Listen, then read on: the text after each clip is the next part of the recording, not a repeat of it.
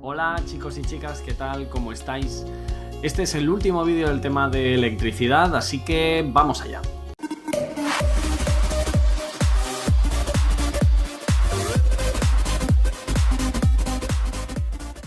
Bueno, en este vídeo vamos a hablar de varias cosas. La primera de ellas es la diferencia entre corriente continua y corriente alterna. Es importante que sepas que no hay un solo tipo de corriente eléctrica. En la actualidad existen dos tipos de corriente eléctrica que son la corriente continua y la corriente alterna. La corriente continua es un tipo de corriente eléctrica en el que el movimiento de las cargas eléctricas, es decir, el movimiento de los electrones, es constante. Es decir, que se mueven siempre del polo positivo al polo negativo de la pila o del generador. El movimiento de cargas siempre se produce en la misma dirección y además su valor es siempre constante. Este tipo de corriente es la que te puedes encontrar en circuitos de pequeña potencia o muy básicos, como por ejemplo el que te puedes encontrar en un mando de una televisión o un coche teledirigido eléctrico. Sin embargo, hay otro tipo de corriente eléctrica, que es la corriente alterna, y que se caracteriza porque los electrones no van en una sola dirección, sino que van alternando a lo largo del tiempo su dirección, es decir, que en unos periodos de tiempo se mueven del polo positivo al polo negativo, mientras que en otros periodos de tiempo lo hacen del negativo al positivo. Este tipo de corriente eléctrica es la que puedes encontrar en los enchufes de tu casa o, por ejemplo, a nivel industrial para que funcione la maquinaria industrial. Hay una característica de la corriente alterna que es muy importante, es la que se llama el valor eficaz del voltaje o la tensión eficaz. La tensión eficaz es el valor de la tensión que tendría ese mismo sistema si en vez de ser alterno fuese continuo y aportase la misma cantidad de energía.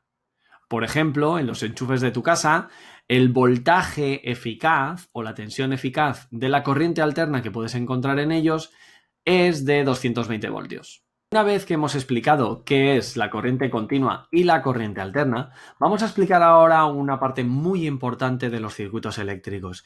Es un fenómeno que puede ocurrir algunas veces y que cuando ocurre la verdad es que no es nada positivo. Y es que estamos hablando del cortocircuito. Un cortocircuito es una anomalía del circuito, es decir, es un problema, no es algo bueno. Diseñar circuitos eléctricos que tienen cortocircuitos o que pueden producir cortocircuitos es un verdadero problema.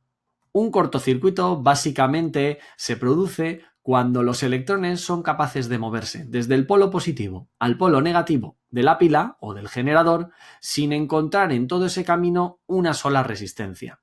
Es decir, son capaces de encontrar un camino en el que la resistencia es cero. Si recuperas o recuerdas la fórmula de la ley de Ohm, sabes que la intensidad es siempre el voltaje dividido la resistencia. En una división, cuando el denominador se hace muy pequeño, lo que le ocurre al resultado de esa división es que se hace muy grande. Por lo tanto, en la ley de Ohm, cuando la resistencia es muy pequeña, es decir, cuando se acerca cada vez más y más y más al cero, la intensidad aumenta, es decir, cada vez se hace más elevada. En un circuito eléctrico eso significaría que si la resistencia es muy pequeña, cada vez están pasando más y más electrones por el cable. Al pasar más electrones por el mismo cable, chocan entre sí, liberando energía en forma de calor. Ese calor calienta el cable y puede hacer que, en contacto con algún elemento inflamable, se pueda producir incluso un incendio.